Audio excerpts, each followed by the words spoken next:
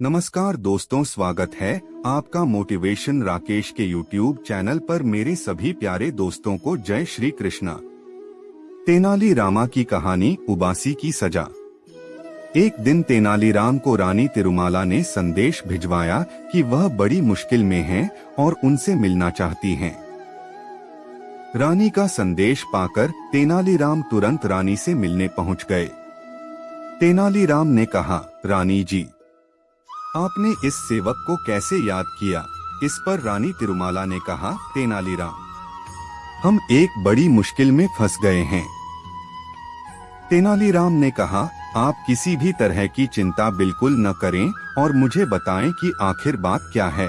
तेनालीराम की बातें सुनकर रानी की आंखें भर आईं। उन्होंने कहा, दरअसल महाराज हमसे बहुत नाराज हैं। तेनालीराम ने कहा, लेकिन क्यों?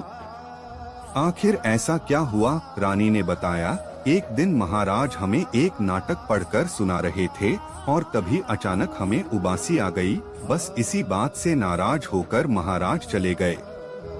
रानी ने तेनालीराम से कहा, तब से कई दिन बीत गए हैं, लेकिन महाराज मेरे पास नहीं आए हैं। मैंने गलती न होते हुए भी महाराज से माफी भी मांग ली थी, लेकिन महाराज पर इसका कोई असर नहीं हुआ।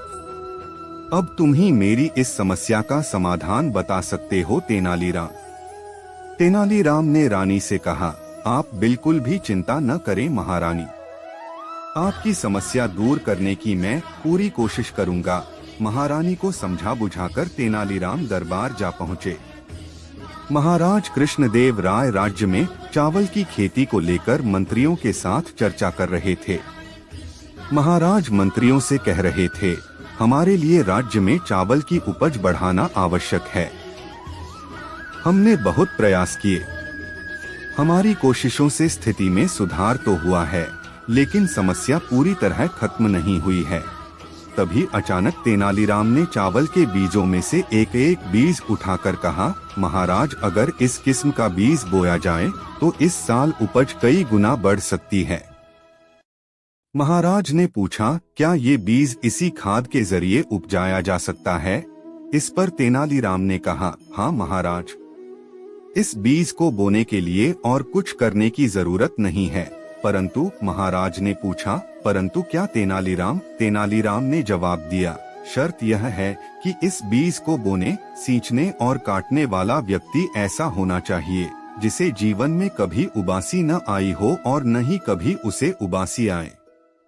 यह बात सुनकर महाराज ने भड़कते हुए कहा, तेनालीराम, तुम्हारे जैसा मूर्ख व्यक्ति मैंने आज तक नहीं देखा। महाराज ने बिगड़ते हुए कहा, क्या संसार में ऐसा कोई होगा जिसे कभी उबासी न आई हो?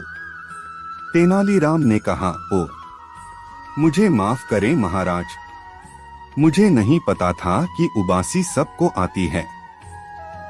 मैं ही नहीं, महारानी जी भी यही समझती हैं कि उबासी आना बहुत बड़ा अपराध है। मैं अभी जाकर महारानी जी को भी यह बात बताता हूँ। तेनालीराम की बात सुनकर पूरी बात महाराज की समझ में आ गई। वे समझ गए कि तेनालीराम ने यह बात उन्हें सही रास्ता दिखाने के लिए कही थी।